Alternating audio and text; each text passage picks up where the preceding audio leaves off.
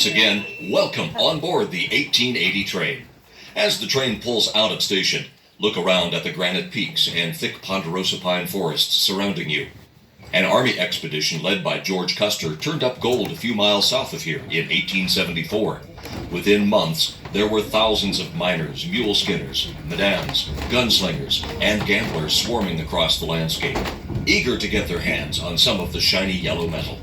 Please sit back, relax, and enjoy your ride aboard the 1880 train. With us, you do not need to worry about anything else. Let us do the driving. This is the best attraction to spend time with family and friends while enjoying the Black Hills, just like the early pioneers, miners, and settlers did when they discovered the West. Now, folks, if you want to take a look out the right side window, you're going to see some of our other equipment. Those would be our open cars. Yeah, they're all winterized right now. Mystic and Harney Canyon. Well, that's what we use in the summertime. It's nice to feel the breeze blow through. Just behind those cars, you're going to see 104. It's another piece of machinery that we have. And you can just see it sticking out there, 110. Well, that is the sister to this locomotive. It's a 1928 Baldwin 2662T compound articulated mallet. Yeah, it took me a while to learn that. Off to the left. Well, there's good old 7. Yeah, number 7. She's actually a movie star. Don's going to tell us a little bit about that later.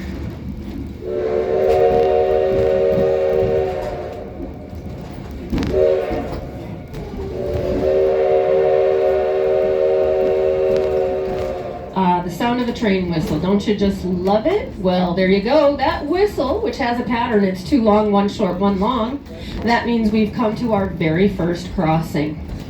The road we're crossing is Old Hill City Road, and I really hope you folks enjoyed that whistle because you see we're going to cross this road 14 times. We also signal at some private crossings, so that means you're going to hear it upwards of 20 times. And when you hear it, listen for that pattern.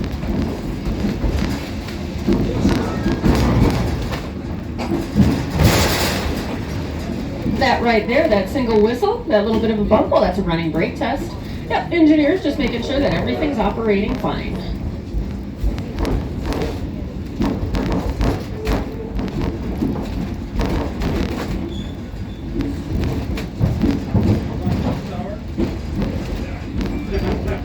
As we leave Hill City and enter the Black Hills National Forest, note the markers lining the tracks along our journey. The black and white markers are milepost signs. Details about the sites located at specific markings are listed in the All Aboard the 1880 Train guidebook. The 1880 train goes north, then turns east up Tin Mill Hill, so named because a huge tin processing facility was erected here by the Harney Peak Company. The grade of the track deviates from 4 to 6%, making this one of the steepest railroads in the United States. This puts considerable strain on the locomotive, and the engineer usually takes this opportunity to blow sand into the locomotive's boiler flues to cleanse the soot from them. So folks, you're going to see a lot of our nature here, locally trees and grass and other things, but hopefully some of our wildlife too. You see, we have a good population of deer, and if we don't see 1 or 2 on the trip, it's pretty unusual. So keep your eyes peeled.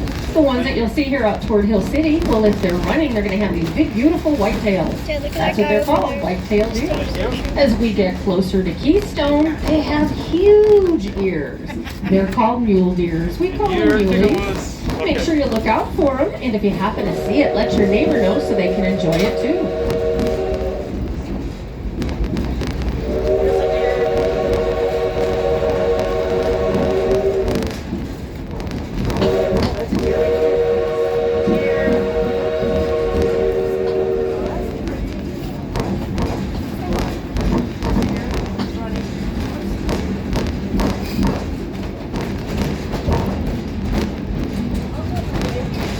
Folks, Doc told us about Tin Mill Hill. Well, we've made that turn to go eastbound and we're just starting up Tin Mill Hill.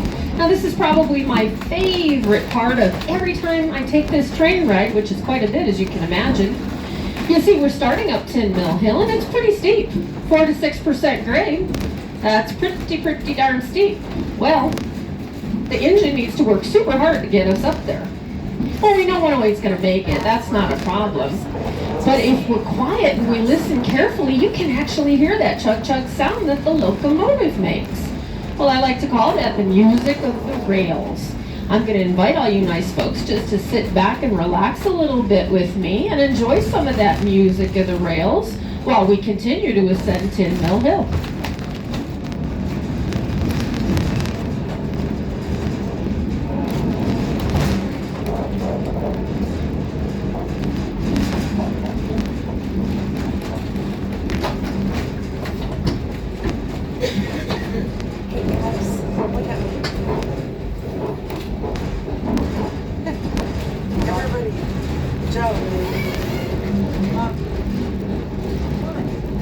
Look at me.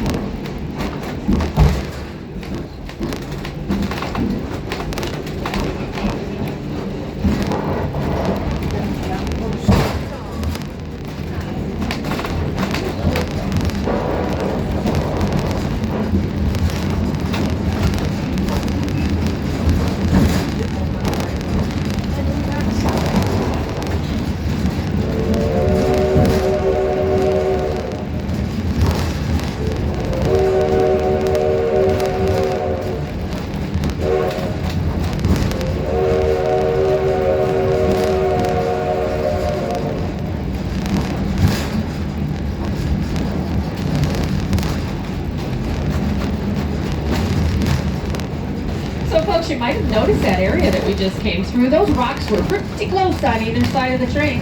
Well, after this crossing, train line was put in place. You saw how hard it was for us to get up 10 Mill Hill, so we couldn't keep going up and down like that. What they had to do was they had to go through the mountain, or cut their way through. Well, that's what these are called, cuts. And there are just a couple that you're going to see on your trip with us today.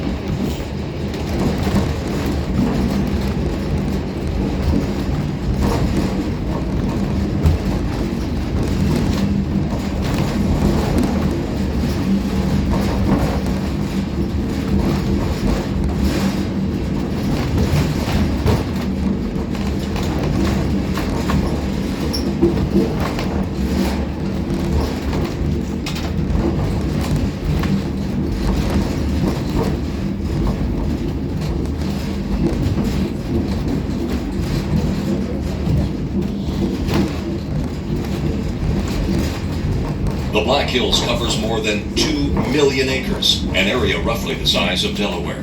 Half of that is the Black Hills National Forest. The entire mountain range spans about 120 miles from the southern tip to the north, and about 60 miles east to west. Hill City is almost at the exact center. Founded as a mining camp in 1875, Hill City was one of the first settlements in the Black Hills. It boomed in the 1880s as the headquarters for a massive tin mining and manufacturing company, and later as a junction point for the railroad to Deadwood. During and after World War II, lithium was mined south of town and was used in nuclear power plants across the country.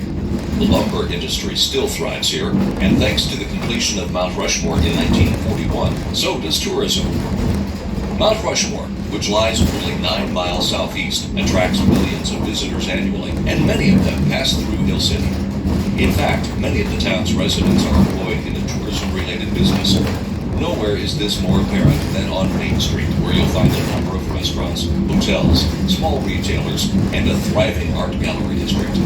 If you haven't already walked this charming small-town shopping area, be sure to visit when you return.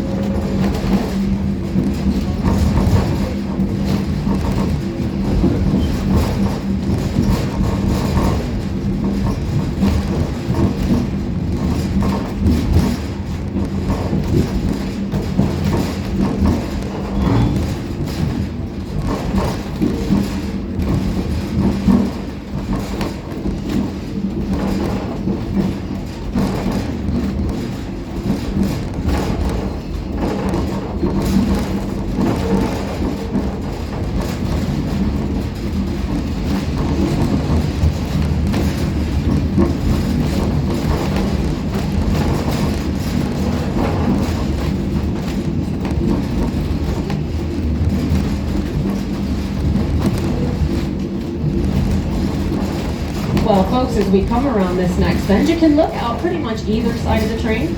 You're going to see some really big brush piles out there. Yep. Well, those, believe it or not, are how we keep our forest healthy. You see, in order to prevent the spread of bugs and disease, the National Forest Service will issue logging contracts. Loggers will come out and they will thin the trees. Where they drop them is exactly where they strip them. The logs themselves will go off to the mill so they can be processed. The branches and the rest of it, and the needles, well, they're all put into a big pile like that. We call those slash piles. Now, if we get a winter that's both cold enough and wet enough, they'll come and they'll burn those piles for us. Along the way, you're going to see some smaller ones. Those smaller piles, they usually just leave those disintegrate, and they become part of our natural forest. The railroad from Hill City to Keystone served in excess of 60 mining claims, either along the route or in the Keystone area. Some were placer and some were hard rock. The Black Hills was an ancient inland seabed that had 1,000 or more feet of sedimentary rock.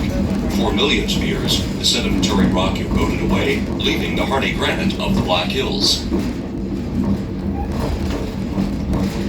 Lots of mining claims, yep. There were a lot of mining claims along this branch line. It's hard to believe that as big as the Black Hills are, only about 10% of it is privately owned, because you're going to see a lot of private houses along the tracks.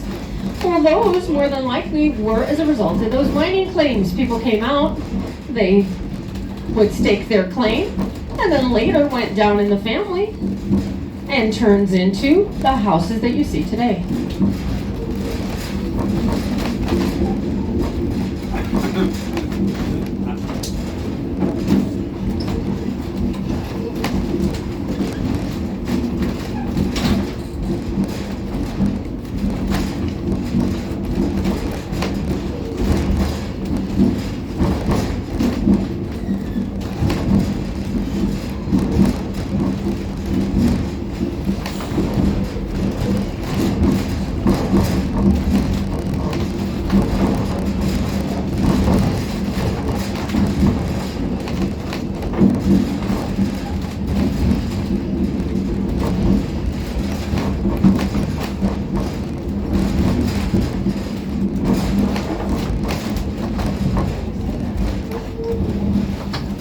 Folks, as we come into this next valley, I'm going to invite you to look out the right side of the train, and you're going to hopefully notice those poles that are really close to the train.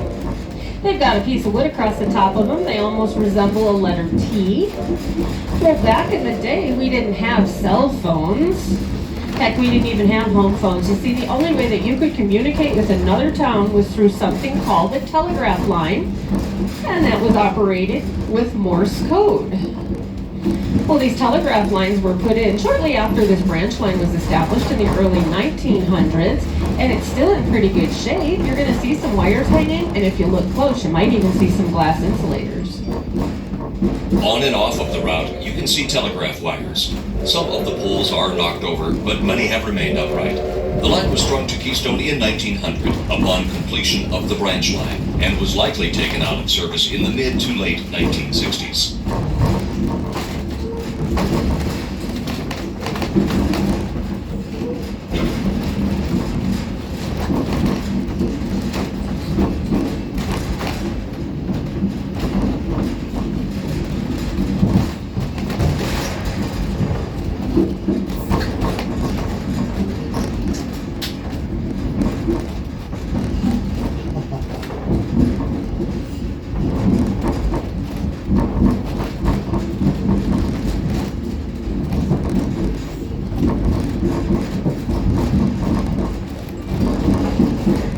The route of the 1880 train takes us by a variety of trees.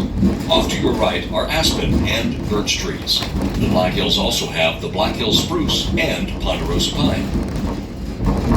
Now we're just coming into a clump of those aspen and birch. It's kind of hard to distinguish them because they have lost their leaves, but here's a quick hint for you.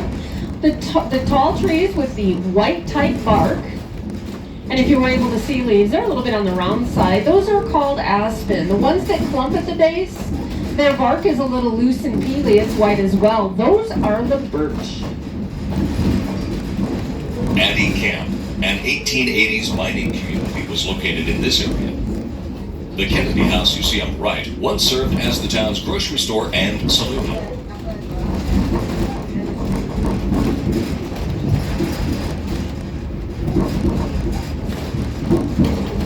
Now folks, if you were like me and looked out the right and saw nothing but trees and snow and grass, well, yeah, that's what you were going to see, because that's what I call a dawn moment. Yeah, as we come around this next bend, well, there is the Kennedy House.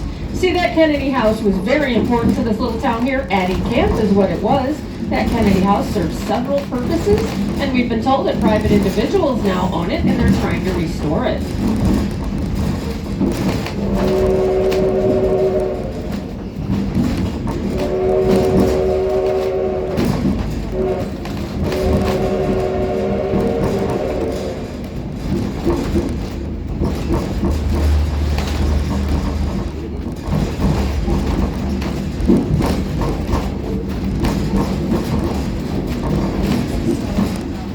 To the left, you can see the grade of the railroad spur that led to the Addie Mine.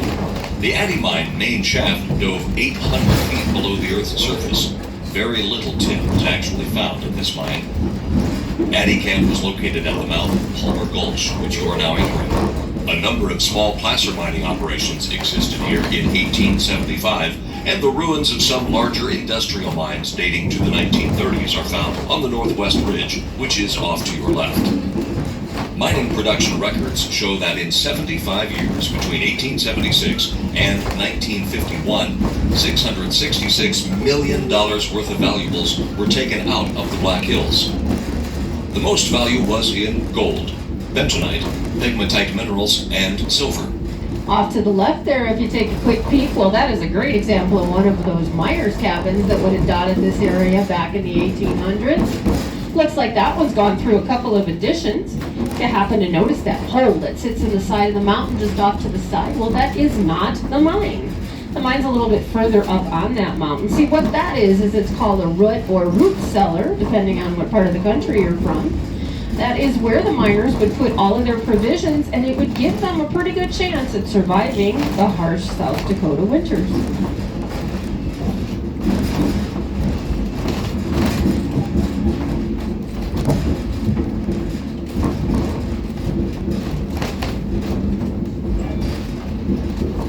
On your left is a large weathered building known as the Good Luck Tungsten Mine, which flourished during both World Wars. Tungsten was used to harden steel. It is a super alloy that is now used in light bulb filaments. Now that tungsten mine is just coming into view off to the left. As we get closer to it and through the next crossing, you might want to take a look across the street from that tungsten mine. Look at that really pretty white farmhouse. It's got some barns around it. Well, you see, kids, back in the day, when we didn't have Menards or Lowe's, we didn't even have a store. Most of our purchasing was done out of a catalog. Well, you could pretty much buy anything, including a house. That's what this is. It is a catalog house. Purchased out of Sears Roebuck.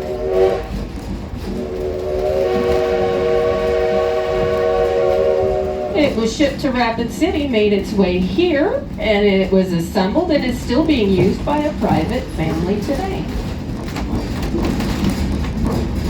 The view to your right is dominated by Black Elk Peak, formerly named Harney Peak, the large mountain with the stone fire lookout on top.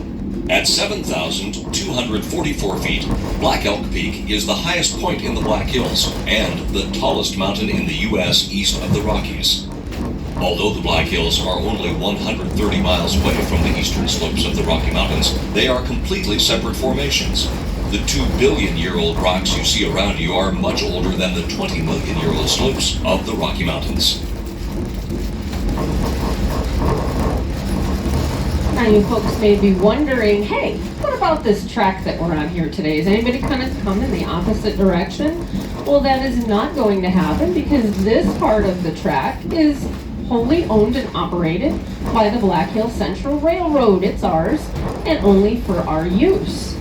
Back between 1880 and 1890, the Chicago-Burlington-Quincy Railroad built the High Line. Well, the High Line ran all the way from Edgemont, South Dakota, up to Deadwood. It was called the High Line, and it's since been taken out. Now, the only piece that still exists is that tiny piece that we sit in front of the depot back in Hill City. The rest of it was taken out and repurposed, and you folks might recognize what we call it today. It's called the Mickelson Trail. Now, that Mickelson Trail is a trail that's used for hiking, biking, non-motorized vehicles. Now, this particular track, well, it was a branch line that came off of that main line. It went all the way to Camp, which we know now is Keystone. It brought supplies to many, many places along the route. One of those places is a little town called Oblivion, and you guys are going to get to see Oblivion in just a minute. We'll talk about it a little bit more.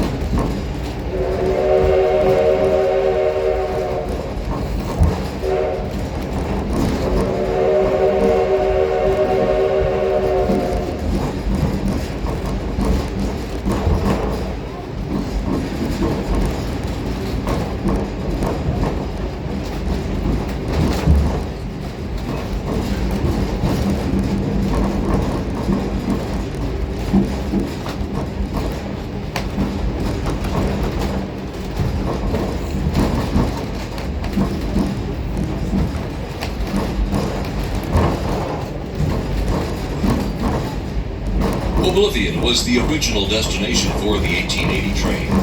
Oblivion was originally a logging camp that served mining operations throughout Palmer Gulch.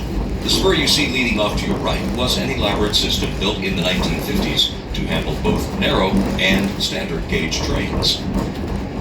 So we are just approaching the town of Oblivion now. It's going to be off to your right. And I'm going to let you know how you can identify it.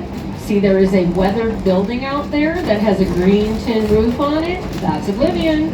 Unfortunately, that is all that is left of the town of Oblivion. Now, just a little bit past that, you're going to notice that narrow gauge rail. I think you can see it even with the snow. Narrow gauge rail is 3 feet wide. See, back in 1957, when the Heckmans decided that they wanted to run passengers on this and they wanted to make it an attraction, well, the train that they ran in the cars was that narrow gauge rail.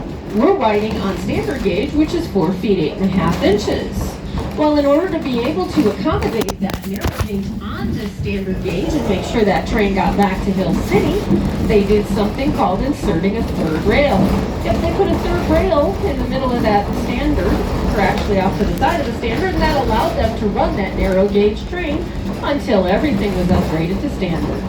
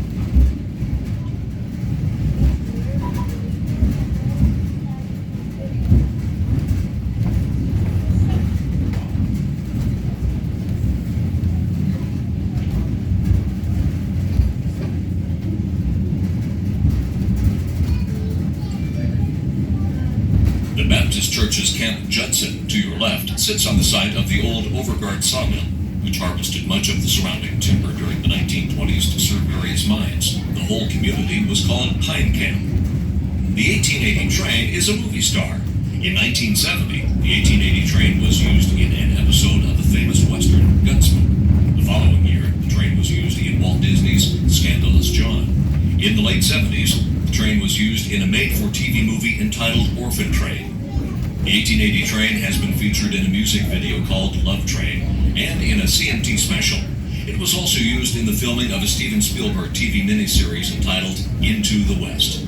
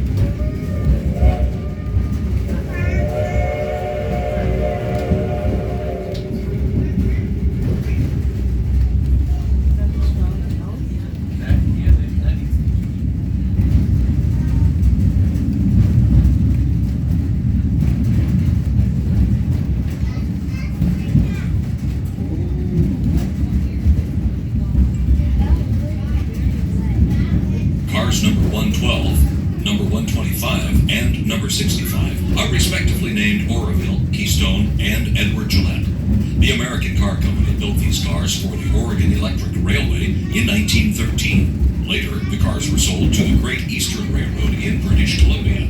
The Black Hills Central purchased these cars from the Vernonia, South Park, and Sunset Steam Railroad in the mid-1970s. They have been completely restored by the staff at the Black Hills Central Railroad. Car number 403, Battle Creek, was purchased from Heber Valley Railroad in 2012. Gomeco Trolley Company in Ida Grove, Iowa, reconditioned the entire car, which was added to the Black Hills Central lineup in 2016. The car was originally built by the Jewett Car Company for Bamberger Railroad in Utah. The Bluebird car was built by our own Black Hills Central crew. It offers accessibility to all passengers. Car number 144, Redfern, was originally built as a baggage car. The Oregon Electric Railway converted it to a passenger coach in 1915. It was modified as an observation coach for the Black Hills Central in 1998. Coach number 140, Mystic, was also rebuilt as an observation car in 1999. Coach number 10800, Hilio, is one of the most interesting cars that were used by the Chicago and Northwestern Railway. It is called a drover's way car. Ranchers and stock owners that accompanied their cattle during shipment to the market used drover's cars ahead of the regular way car or caboose. The Black Hills Central Railroad restored this car in 1998. It is one of 2 of these types of cars in existence in the United States.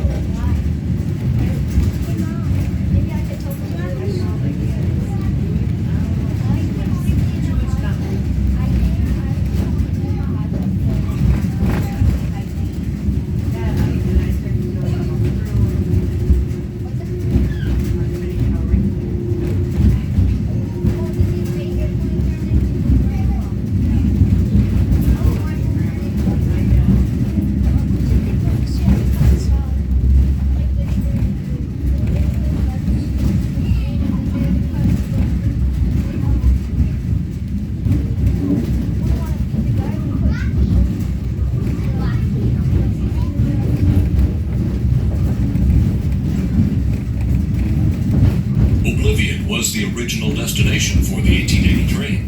Oblivion was originally a logging camp that served mining operations throughout the gulch. The spur you see leading off to your left was an elaborate system built in the 1950s to handle both narrow and standard gauge trains.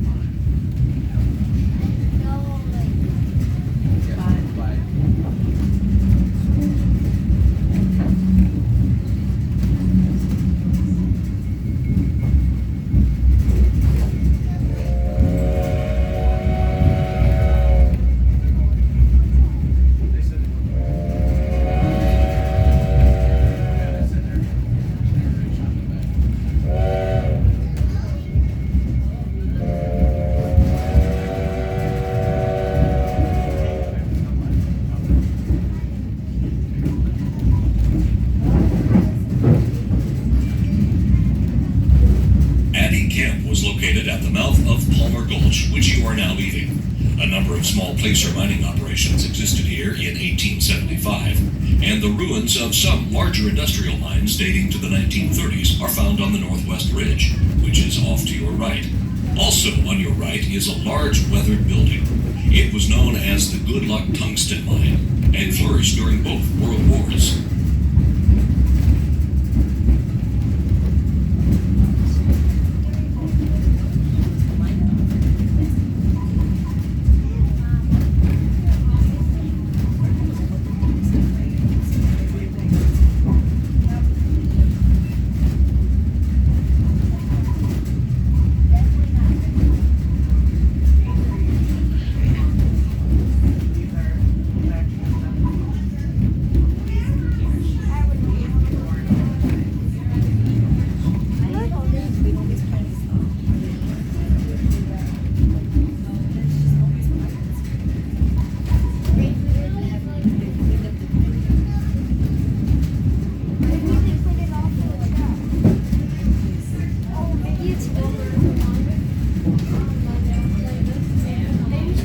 To the right, you can see the grade of the railroad spur that led to the Addy Mine. The Addy Mine shaft dove 800 feet below the Earth's surface. Very little tin was actually found at this mine.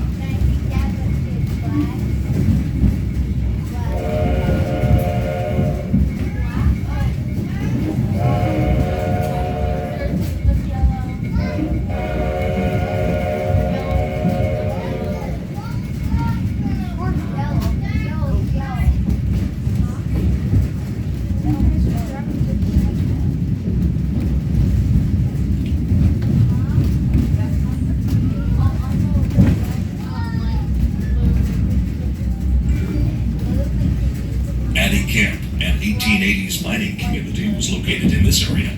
The Kennedy House you see on your left once served as the town's grocery store and saloon.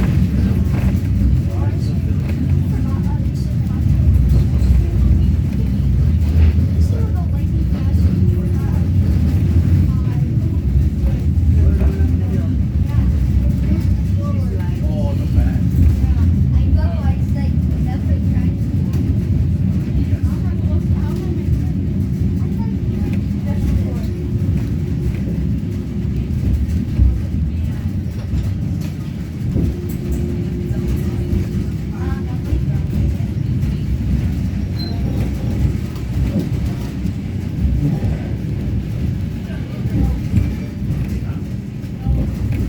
view to your left is dominated by Black Elk Peak, formerly Harney Peak, the highest point between the Rocky Mountains and the Alps.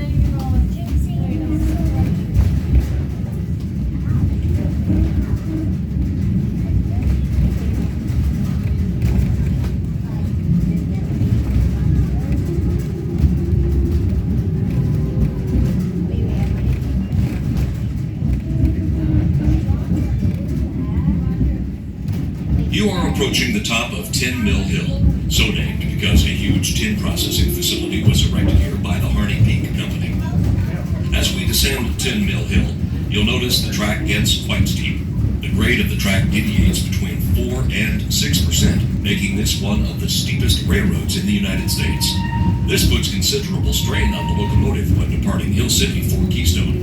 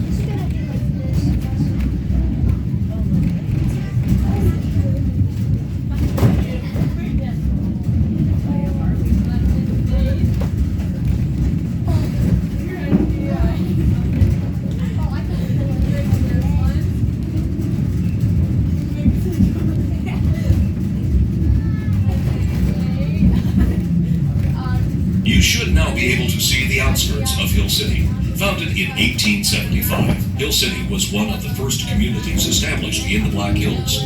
Though gold was the big draw at first, a number of different metals have been mined near Hill City since then, including silver, tin, and lithium, a light element now used in nuclear reactions. Mining was eventually replaced by tourism and the timber industry, which employs many of the town's residents.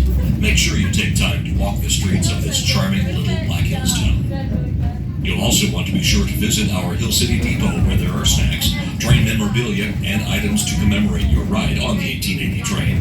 If you are hungry, the Highliner Snack Shop offers meal options and snacks Memorial Day through Labor Day.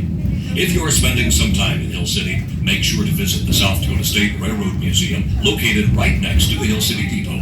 Adults receive $1 off your admission when you present your 1880 train ticket. Children 10 and under are free.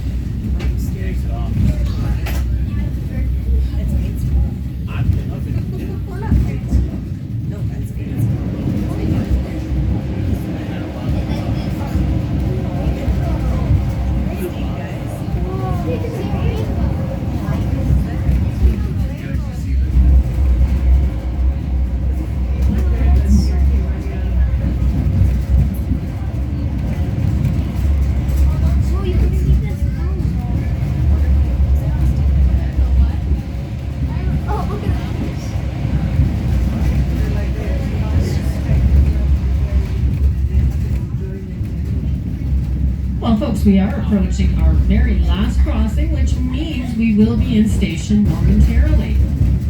Many of you are local to the area or find yourself back in this area after Thanksgiving. You have caught the last regular season run today. However, our Polar Express does open. It runs from the 27th of November through Christmas Eve on weekends. It is a wonderful ride for the children. We get all excited, everybody gets hot chocolate and cookies, and we go to find Santa at the North Pole. If you're interested in that, please stop in and see our ticket agent or look at it on Facebook. Now, just a couple of safety reminders as we get closer to station. Please stay seated until the train comes to a complete stop and the engineer blows the whistle once. We then know it's okay to get up and move around.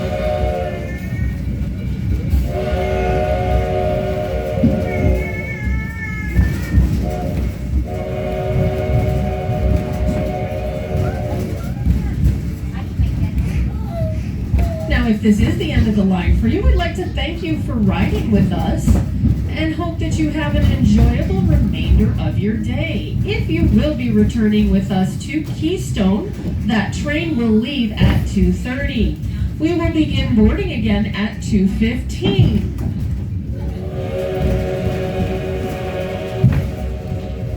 As you exit the train today, if you wouldn't mind taking those seat backs and just pushing them in the opposite direction, that will ensure that we are facing the correct way for our return trip to Keystone.